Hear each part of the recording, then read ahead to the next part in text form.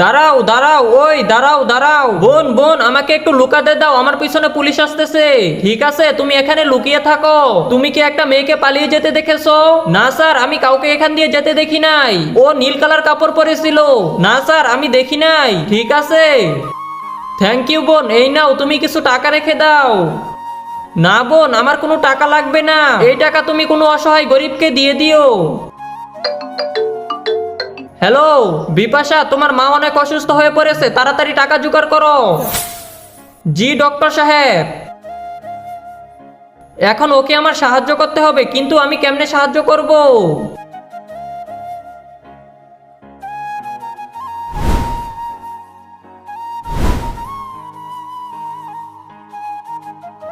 কি সত্যি? হ্যাঁ।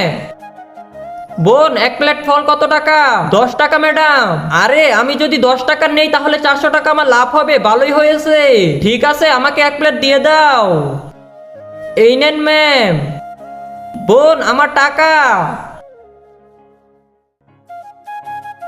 সত্যি? হ্যাঁ।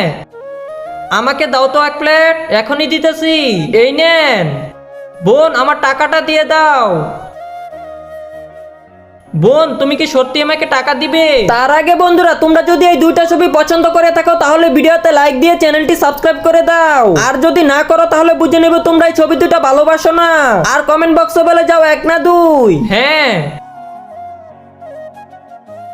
এই নাও টাকা।